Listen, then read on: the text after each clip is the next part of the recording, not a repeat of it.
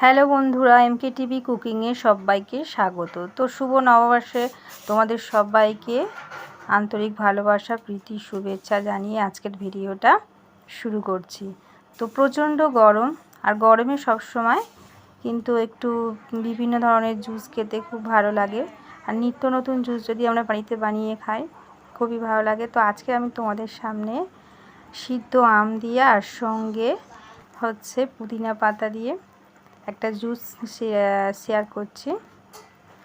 তো দেখো, প্রথমে এখানে আমি 8-10টা মতো গোটা আম নিয়ে নিয়েছিলাম, কাঁচা ছিল, 10 মিনিট সিদ্ধ করে নিয়েছি। আর এই পুদিনা পাতাগুলো আমি এখানে বেশ কিছু 50-60টা মতো ছড়ে নিয়েছি। সেগুলো কিন্তু এবার আমি ভালো একটা পেস্ট করে নেব। আর এদিকে আমি যে আমগুলো 15 মিনিট ধরে সিদ্ধ করে নিয়েছি সেগুলো এবারে একটা স্টিলের পাত্র নিয়েছি, দেখো ঠান্ডা জল নিয়েছি, সেখানে আমি একটা একটা করে রেখে দিচ্ছি। আর এদিকে আমি একটা কড়াইয়ের মধ্যে কাঁচা জিরে হালকাভাবে ভেজে নেব। তো ভাজাটা আমার হয়েই গেছে, দেখো একটু ব্রাউন মতো কালার এসে গেছে, তারপরে আমি তুলে নিচ্ছি। তো এদিকে শরবত বানানোর জন্য আমি এখানে একটা সিরা তৈরি করে নিচ্ছি। তো এখানে আমি 6 থেকে 7 ml জল নিয়েছি আর নিয়ে নিচ্ছি 400 গ্রাম চিনি। তো দেখো এদিকে পেস্টটাও আমি বানিয়ে নিচ্ছি পুদিনা পাতা।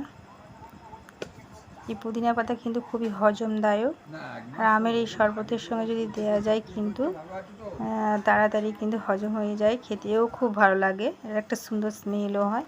আর এই দেখো পুদিনা, এদিকে আমি যেটা চিনি সিরাটা বানিয়েছি সেটা ফুটছে, আর এদিকে আমার পুদিনার পাতার পেস্টটাও হয়ে গেছে, দেখো কত সুন্দর কালার এসছে। আর এই গোটা জিরেটা আমি কিন্তু আধ বাটা মতো দেখো একটু গুঁড়ো করে নিচ্ছি, খুব বেশি গুঁড়ো করব না। এদিকে আমি এই যে আমের জুস বানানোর জন্য আমি কিন্তু এখানে নটরাজের জল জিরা ব্যবহার করেছি। আর যেহেতু কাগজের মধ্যে এই জিরেগুলো গুঁড়ো করা ভালো হচ্ছিল না, ওই জন্য আমি একটা চাটুর মধ্যে দিয়ে গুঁড়ো করে নিচ্ছি।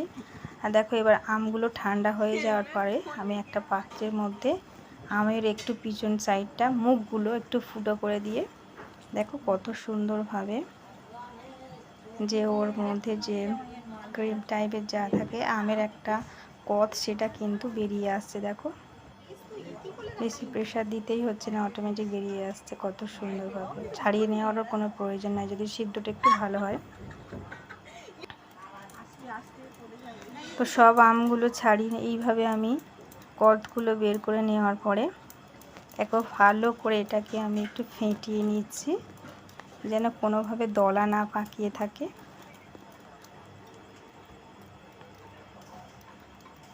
এইভাবে আমি 10 মিনিট ভালো করে ফেটিয়ে নেব।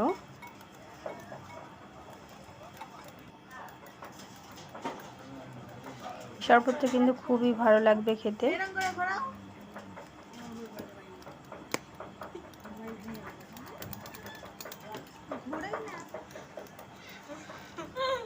আর গরমকাল মানেই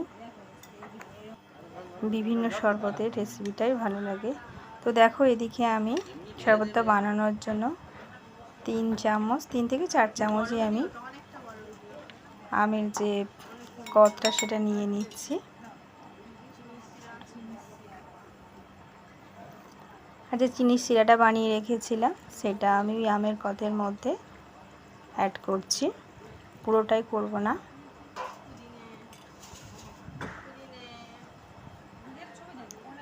তো এদিকে আমার লবণটা আমি অ্যাড করছি, দেখো স্বাদ মতো লবণ অ্যাড করতে হবে। তোমরা এখানে সিন্দুক লবণ বা বিট লবণ যাই বলে সেটা ব্যবহার করতে পারো।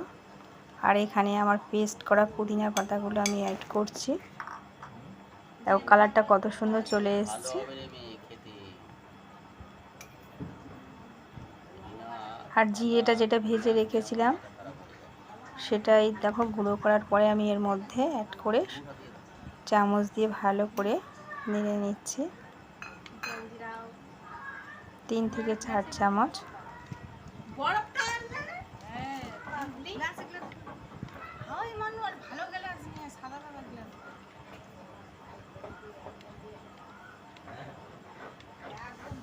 কত সুন্দর কালার লাগছে।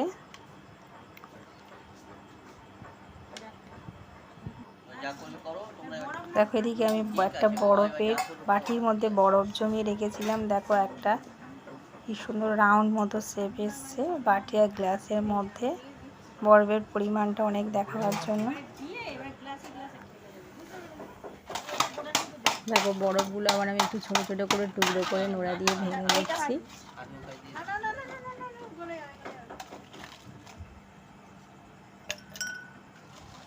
গ্লাসের মধ্যে খানিকটা দিয়ে দিচ্ছি।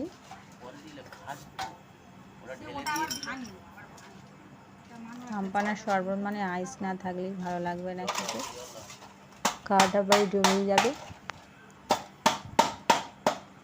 তো দেখো শরবতগুলো এবার আমি গ্লাসের মধ্যে এক এক করে অ্যাড করছি।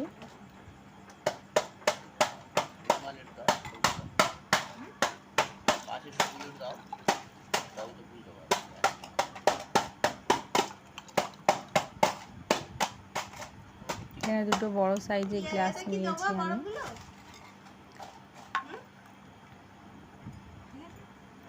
এই পুদিনা পাতার শরবত যখনই আমরা কোনো জায়গা থেকে যদি আসি, এইভাবে যে কোনো মানে শরবতের সঙ্গে যদি পুদিনা পাতা দিয়ে খাওয়া যায় পেস্ট করে, অনেকটা কিন্তু ক্লান্তি দূর হয়ে যায়। তো চলো সব শেষে দেখো আমি এখানে নটরাজের জলজিরাটা ব্যবহার করছি। এই জলজিরাও কিন্তু বিট লবণের মতোই, সেই জন্য এর এটাও দিলে কিন্তু হজম হয় যে কোনো খাওয়ার পরে, আর খেতেও খুব ভালো লাগে।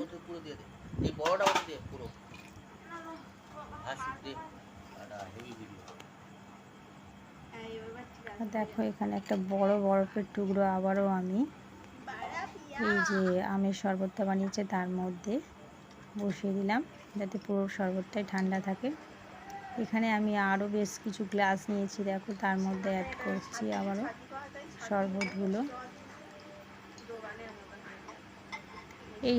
এই শরবতটা যদি তোমরা স্টোর করতে চাও অনেক দিন ধরে 2-3 মাস, তাহলে কিন্তু শরবতটা নামিয়ে নেওয়ার পরে সব কিছু মিশিয়ে নিয়ে আরও 10 মিনিট যদি তোমরা গ্যাসে ফুটিয়ে নাও, নিয়ে ঠান্ডা করে ফ্রিজের মধ্যে রাখো, তাহলে কিন্তু 2 থেকে 3 মাস ধরে এটা খাওয়া যাবে, নষ্ট হবে না। তো আবারও আমি বাকি গ্লাসগুলোর মধ্যে জলজিরাগুলো অ্যাড করছি।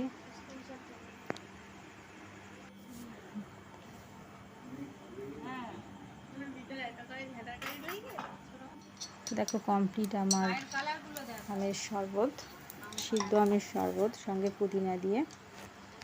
তো আমার এই রেসিপিটা যদি তোমাদের ভালো লেগে থাকে তো অবশ্যই কমেন্ট করে জানিও, আর তোমরা বাড়িতেও করে খাবে। আর যদি ভালো লেগে থাকে অনেক অনেক লাইক, শেয়ার এবং সাবস্ক্রাইব করবে, আর পুরো ভিডিওটা দেখবে, আর পাশে থাকা বেল আইকনটা প্রেস করবে। তো আজকের এই ভিডিওটা এই পর্যন্ত। Thank you.